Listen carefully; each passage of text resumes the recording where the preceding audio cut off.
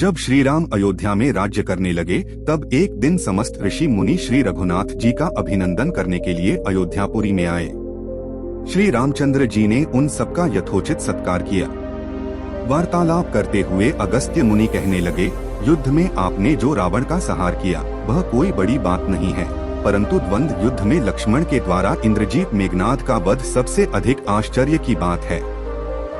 यह मायावी राक्षस युद्ध में सब प्राणियों के लिए अवध्य था। उनकी बात सुनकर रामचंद्र जी को बड़ा आश्चर्य हुआ। वे बोले, मुनिवर, रावण और कुंभकर्ण भी तो महान पराक्रमी थे, फिर आप केवल इंद्रजीत मेघनाद की ही इतनी प्रशंसा क्यों करते हैं? महोदर, प्रहस्त, विरूपाक्ष भी कम वीर न थे। इस पर अगस्त्य मुनि बोले, इस प्रश्न का उत्तर देने से पहले मैं तुम्हें रावण के जन्म, वर प्राप्ति आदि का विवरण सुनाता हूँ। ब्रह्मा जी के पुलस्त्य नामक पुत्र हुए थे, जो उन्हीं के समान तेजस्वी और गुणवान थे। एक बार वे महगिरी पर तपस्या करने गए। वह स्थान अत्यंत रमणीक था, इसलिए ऋषियों, नागों, राजर्षियों आदि की कन्याएं वहां क्रीड़ा करने आ जाती थीं। इससे उनकी तपस्या में विघ्न पड़ता था। उन्होंने उन्हें वहां आने से मना किया। जब वे नहीं मानी तो उन्होंने श्राप दे दिया कि कल से जो लड़की यहाँ मुझे दिखाई देगी वह गर्भवती हो जाएगी। सब कन्याओं ने तो वहाँ आना बंद कर दिया, परंतु राजर्षि त्रिनबिंदु की कन्या श्राप की बात से अनजान होने के कारण उस आश्रम में आ गई और महर्षि की दृष्टि पड़ते ही गर्भवती हो गई। जब त्रिनबिंदु को यह बात मालूम हुई तो उन्होंने अपने को पत्नी के रूप में महर्षि को अर्पित कर दिया। इस प्रकार विश्रवा का जन्म हुआ, जो अपने पिता के समान वेदविद और धर्मात्मा हुआ। महामुनि भरद्वाज ने अपनी कन्या का विवाह विश्रवा से कर दिया। उनके वैश्रवण नामक पुत्र हुआ। वह भी धर्मात्मा और विद्वान था। उसने भारी तपस्या करके ब्रह्मा जी को प्रसन्न किया और यम, इंद्र तथा वरुण के सदृश लोकपाल का पद पाया। फिर उसने त्रिकूट पर्वत पर बसी लंका को अपना निवास स्थान बनाया और राक्षसों पर राज्य करने लगा। श्री राम ने आश्चर्य से पूछा, तो क्या कुबेर और रावण से भी पहले लंका में मांसभक्षी राक्षस रहते थे? फिर उनका पूर्वज कौन था? यह सुनने के लिए मुझे कौतूहल हो रहा है। तब अगस्त्य जी बोले, पूर्व काल में ब्रह्मा जी ने अनेक जल जंतु बनाए और उनसे समुद्र के जल की रक्षा करने के लिए कहा। तब उन जंतुओं में से कुछ बोले कि हम इसका रक्षा करेंगे और कुछ ने कहा कि हम इसका यक्षण पूजा करेंगे। इस पर ब्रह्मा जी ने कहा कि जो रक्षण करेगा वह राक्षस कहलाएगा और जो यक्षण करेगा वह यक्ष कहलाएगा। इस प्रकार वे दो जातियों में बंट गए।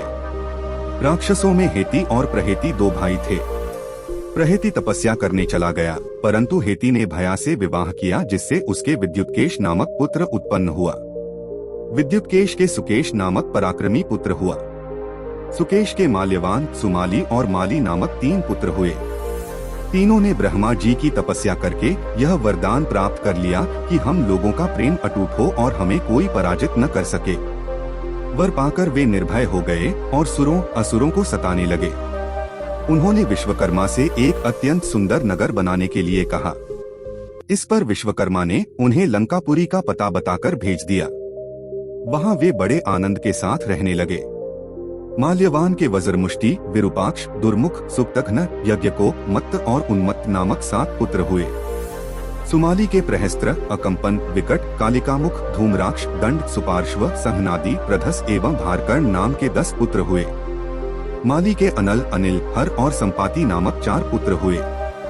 ये सब बलवान और दुष्ट प्रकृति होने के कारण ऋषि मुनियों को कष्ट दिया करते थे। उनके कष्टों से दुखी होकर ऋषि मुनि जब भगवान विष्णु की शरण में गए तो उन्होंने आश्वासन दिया कि हे ऋषियों, मैं इन दुष्टों का अवश्य ही नाश करूंगा।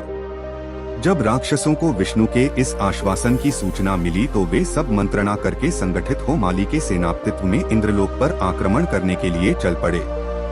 समाचार पाकर भगवान विष्णु ने अपने अस्त्र शस्त्र संभाले और राक्षसों का संहार करने लगे।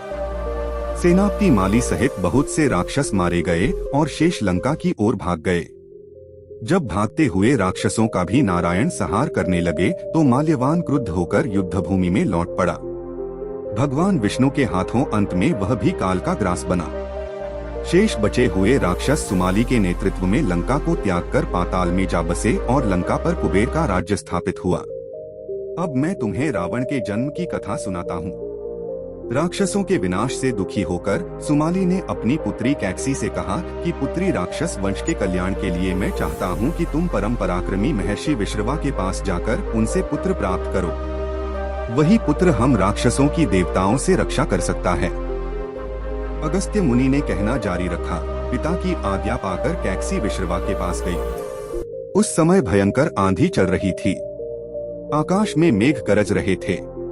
कैकसी का अभिप्राय जानकर विश्रवा ने कहा कि भद्रे, तुम इस कुबेला में आई हो।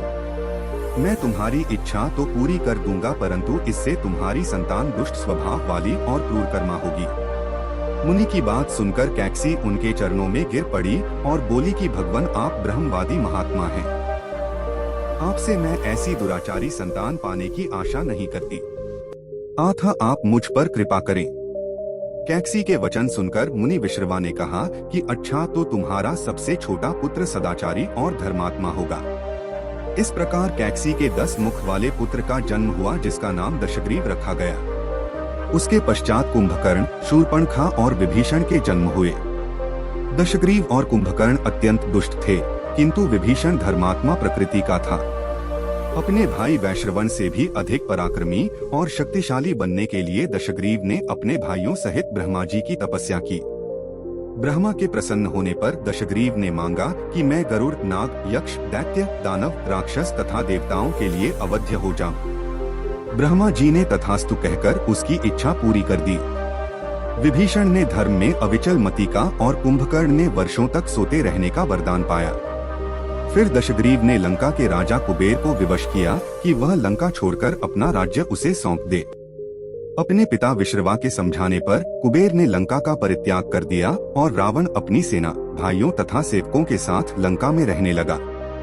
लंका में जम जाने के बाद अपने बहन शूर्पणखा का विवाह कालका के पुत्र दानवराज विद्युविह्वा के साथ कर दिया। उसने स्वयं दिति के पुत्र मय की कन्या मंदोदरी से विवाह किया, जो हेमा नामक अप्सरा के गर्भ से उत्पन्न हुई थी। विरोचन कुमार बलि की पुत्री वज्रज्वला से कुंभकर्ण का और गंधर्वराज महात्मा शैलूष की कन्या सरमा से विभीषण का विवाह हुआ। कुछ समय पश्चात मंदोदरी ने मेघनाद को जन्म दिया, जो इंद्र को परास्त कर संसार में इंद्रजीत के नाम से प्रसिद्ध हुआ। सत्ता के मद में रावण उच्छृंखल हो देवताओं, ऋषियों, यक्षों और गंधर्वों को नाना प्रकार से कष्ट देने लगा। एक बार उसने कुबेर पर चढ़ाई करके उसे युद्ध में पराजित कर दिया और अपनी विजय की स्मृति के रूप में कुबेर के पुष्पक विमान पर अधिकार कर लिया। उस विमान का वेग मन के समान तीव्र था। वह अपने ऊपर बैठे हुए लोगों की इच्छानुसार छोटा या बड़ा रूप धारण कर सकता था। विमान में मणि और सोने की सीढ़ियां बनी हुई थीं और तपाए हुए सोने के आसन बने हुए थे। उस विमान पर बैठकर जब वह श्रवण नाम से प्रसिद्ध सरकंडों के विशाल वन से होकर जा रहा था, तो भगवान शंकर के पार्षद नंदीश्वर ने उसे रोकते हुए कहा कि दशग्रीव, इस वन में स्थित पर्वत पर भगवान शंकर क्रीड़ा करते हैं, इसलिए यहाँ सभी सुर, असुर, यक्ष आदि का आना निषिद्ध कर दिया गया है। नंदीश्वर के वचनों से क्रुद्ध होकर रावण विमान से उतरकर भगवान शंकर की ओर चला। उसे रोकने के लिए उससे थोड़ी दूर पर हाथ में शूल लिए नंदी दूसरे शिव की भांति खड़े हो गए। उनका मुख वानर जैसा था। उसे देखकर रावण ठहाका मारकर हंस पड़ा। इससे कुपित हो नंदी बोले कि दशानन, तुमने मेरे वानर रूप की अवहेलना की है, इसलिए तुम्हारे कुल का नाश करने के लिए मेरे ही समान पराक्रमी रूप और तेज से संपन्न वानर उत्पन्न होंगे। रावण ने इस ओर तनिक भी ध्यान नहीं दिया और बोला कि जिस पर्वत ने मेरे विमान की यात्रा में बाधा डाली है, आज मैं उसी को उखाड़ फेंकूंगा। यह कहकर उसने पर्वत के निचले भाग में हाथ डालकर उसे उठाने का प्रयत्न किया। जब पर्वत हिलने लगा तो भगवान शंकर ने उस पर्वत को अपने पैर के अंगूठे से दबा दिया। इससे रावण का हाथ बुरी तरह से दब गया और वह पीड़ा से चिल्लाने लगा। जब वह किसी प्रकार से हाथ न निकाल सका तो रोते रोते भगवान शंकर की स्तुति और क्षमा प्रार्थना करने लगा। इस पर भगवान शंकर ने उसे क्षमा कर दिया और उसके प्रार्थना करने पर उसे एक चंद्रहास नामक खड्ग भी दिया। अगस्त्य मुनि ने आगे कहा, एक दिन हिमालय प्रदेश में भ्रमण करते हुए रावण ने अमित तेजस्वी ब्रह्मर्षि कुशध्वज की कन्या वेदवती को तपस्या करते देखा। उसको देखकर वह मुग्ध हो गया और उसके पास आकर उसका परिचय तथा अविवाहित रहने का कारण पूछा। वेदवती ने अपने परिचय देने के पश्चात बताया कि मेरे पिता विष्णु से मेरा विवाह करना चाहते थे। इससे क्रुद्ध होकर मेरी कामना करने वाले दैत्यराज शंभु ने उनका वध कर दिया। उनके मरने पर मेरी माता भी दुखी होकर चिता में प्रविष्ट हो गई। तब से मैं अपने पिता की इच्छा पूरी करने के लिए भगवान विष्णु की तपस्या कर रही हूँ। उन्हीं को मैंने अपना पति मान लिया है। पहले रावण ने वेदवती को बातों में फुसलाना चाहा, फिर उसने जबरदस्ती करने के लिए उसके केश पकड़ लिए। वेदवती ने एक ही झटके में पकड़े हुए केश काट डाले। फिर यह कहती हुई अग्नि में प्रविष्ट हो गई कि दुष्ट, तूने मेरा अपमान किया है। इस समय तो मैं यह शरीर त्याग रही हूँ, परंतु तेरा विनाश करने के लिए फिर जन्म लूंगी। अगले जन्म में मैं अयोनिजा कन्या के रूप में जन्म लेकर किसी धर्मात्मा की पुत्री बनूंगी। अगले जन्म में वह कन्या कमल के रूप में उत्पन्न हुई। उस सुंदर कांति वाली कमल कन्या को एक दिन रावण अपने महल में ले गया। उसे देखकर ज्योतिषियों ने कहा कि राजन, यदि यह कमल कन्या आपके घर में रही तो आपके और आपके कुल के विनाश का कारण बनेगी। यह सुनकर रावण ने उसे समुद्र में फेंक दिया। वहां से वह भूमि को प्राप्त होकर राजा जनक के यज्ञ मंडप के मध्यवर्ती भूभाग में जा पहुंची। वहां राजा द्वारा हल से जोती जाने वाली भूमि से वह कन्या फिर प्राप्त हुई। वही वेदवती सीता के रूप में आपकी पत्नी बनी और आप स्वयं सनातन विष्णु हैं। इस प्रकार आपके महान शत्रु रावण को वेदवती ने पहले ही अपने श्राप से मार डाला था। आप तो उसे मारने में केवल निमित्त मात्र थे। अनेक राजा महाराजाओं को पराजित करता हुआ दशग्रीव इक्ष्वाकु वंश के राजा अनर्ण्य के पास पहुंचा, जो अयोध्या पर राज्य करते थे। उसने उन्हें भी द्वंद्व युद्ध करने अथवा पराजय स्वीकार करने के लिए ललकारा। दोनों में भीषण युद्ध हुआ, किंतु ब्रह्मा जी के वरदान के कारण रावण उनसे पराजित न हो सका। जब अनर्ण्य का शरीर बुरी तरह से क्षत विक्षत हो गया तो रावण इक्ष्वाकु वंश का अपमान और उपहास करने लगा।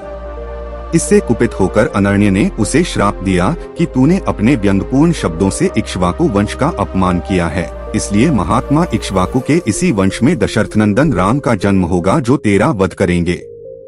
यह कहकर राजा स्वर्ग सिधार गए। रावण की उद्दंडता में कमी नहीं आई। राक्षस या मनुष्य जिसको भी वह शक्तिशाली पाता, उसी के साथ जाकर युद्ध करने लगता। एक बार उसने सुना कि किष्किंधापुरी का राजा बाली बड़ा बलवान और पराक्रमी है, तो वह उसके पास युद्ध करने के लिए जा पहुंचा। बाली की पत्नी तारा के पिता सुषेण, युवराज अंगद और उसके भाई सुग्रीव ने उसे समझाया कि इस समय बाली नगर से बाहर संध्योपासना के लिए गए हुए हैं। वे ही आपसे युद्ध कर सकते हैं और कोई वानर इतना पराक्रमी नहीं है जो आपके साथ युद्ध कर सके, इसलिए आप थोड़ी देर उनकी प्रतीक्षा करें।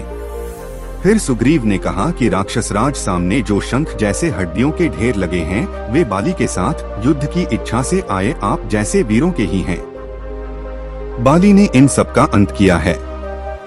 यदि आप अमृत पीकर आए होंगे तो भी जिस क्षण बाली से टक्कर लेंगे, वह क्षण आपके जीवन का अंतिम क्षण होगा। यदि आपको मरने की बहुत जल्दी हो तो आप दक्षिण सागर के तट पर चले जाइए, वहीं आपको बाली के दर्शन हो जाएंगे। सुग्रीव के वचन सुनकर रावण विमान पर सवार हो तत्काल दक्षिण सागर में उस स्थान पर जा पहुंचा जहां बाली संध्या कर रहा था। उसने सोचा कि मैं चुपचाप बाली पर आक्रमण कर दूंगा। बाली ने रावण को आते देख लिया, परंतु वह तनिक भी विचलित नहीं हुआ और वैदिक मंत्रों का उच्चारण करता रहा। जो ही उसे पकड़ने के लिए रावण ने पीछे से हाथ बढ़ाया, सतर्क बाली ने उसे पकड़कर अपनी काख में दबा लिया और आकाश में उड़ चला। रावण बार बार बाली को अपने नाखूनों से कचोटता रहा, किंतु बाली ने उसकी कोई चिंता नहीं की। तब उसे छुड़ाने के लिए रावण के मंत्री और अनुचर उसके पीछे शोर मचाते हुए दौड़े, परंतु वे बाली के पास तक न पहुंच सके। इस प्रकार बाली रावण को लेकर पश्चिमी सागर के तट पर पहुंचा। वहां उसने संध्योपासना पूरी की। फिर वह दशानन को लिए हुए किष्किंधापुरी लौटा। अपने उपवन में एक आसन पर बैठकर उसने रावण को अपनी काख से निकालकर पूछा कि अब कहिए आप कौन हैं और किस लिए आए हैं। रावण ने उत्तर दिया कि मैं लंका का राजा रावण हूँ, आपके साथ युद्ध करने के लिए आया था। वह युद्ध मुझे मिल गया। मैंने आपका अद्भुत बल देख लिया। अब मैं अग्नि की साक्षी देकर आपसे मित्रता करना चाहता हूँ। फिर दोनों ने अग्नि की साक्षी देकर एक दूसरे से मित्रता स्थापित की।